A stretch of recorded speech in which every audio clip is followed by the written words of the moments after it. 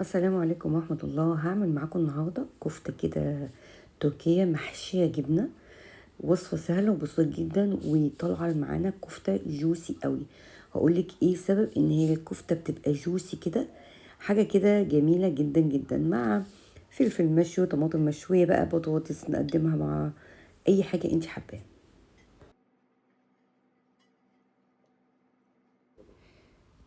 المكونات عندي عبارة عن 600 جرام لحمة مفرومة، بيضة، بصلة، تومة كبيرة أو تومتين متوسطين، كمون، فلفل اسود، بابريكا، ملح وبيكربوناتو وبقسماط.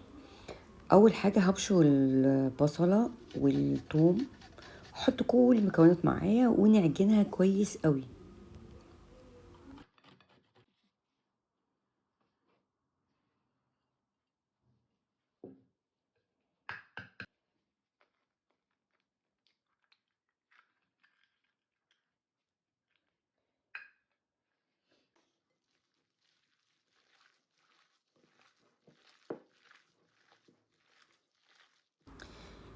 في ناس بتحط اللحمة بالحاجات دي في الكبة، يا ريت ما تتعملش في الكبة. حاولي بتعجين في ايديكي او في العجين او في المفرمة ماشي، لكن في الكبة بلاش.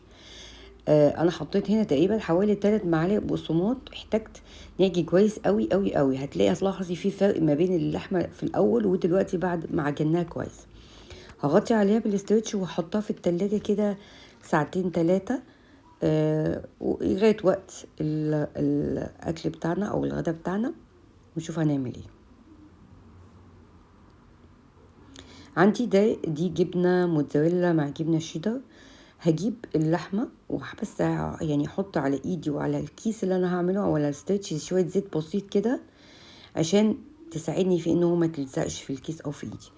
بضغط كده بالاسترتش او الكيس ده بيساعد، الكيس او الاسترتش بيساعد اكتر ان نبقى القطعة كده ملساء وتتفرد كويس وتتشكل كويس. هاخد بقى جزء من الجبنة واحطها كده واعملها زي فكرة القطايف. اهم حاجه ما اخليش على الاطراف جبنه عشان ما تطلعش اثناء ما انا بشويها.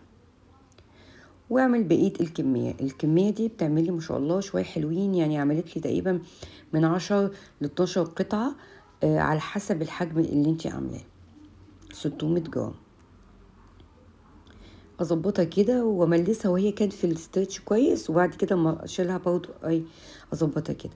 هنعمل بقيه المقدار ولازم نحطها بقى في التلاجة شويه تمسك كده وتتشمع كده مع نفسيها.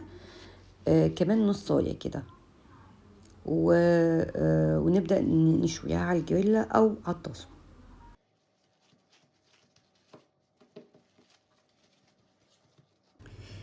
كمان نقدر الوصفة دي نعملها، نفرزها كده لرمضان. هنفرزها كل واحدة لوحدها على حدة، وبعد كده نجمعهم في كيس بعد ما يتلجوا ونعملهم في رمضان. فعلا وصفة حلوة قوي وما بتاخدش معانا وقت خالص.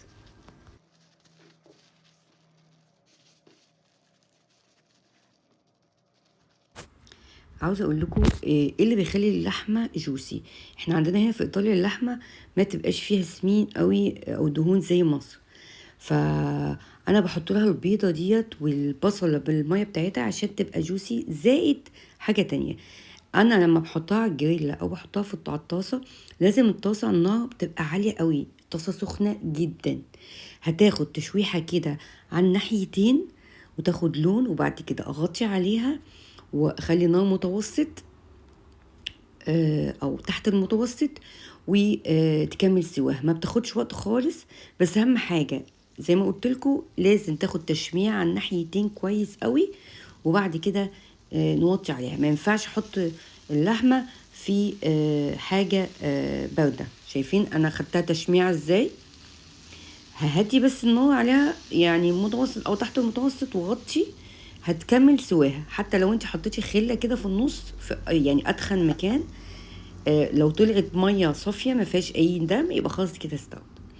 بس كده يا جماعه، الوصفه هايله وجميله جدا وتحفه. جاوبيها ومتاكده انها تعجبك. ولو عجبك الفيديو ما تنسيش تشجعيني باللايك وسبسكرايب وفعل الجرس عشان يوصلك اي جديد انا بنزله. واقول لكم سلام عليكم.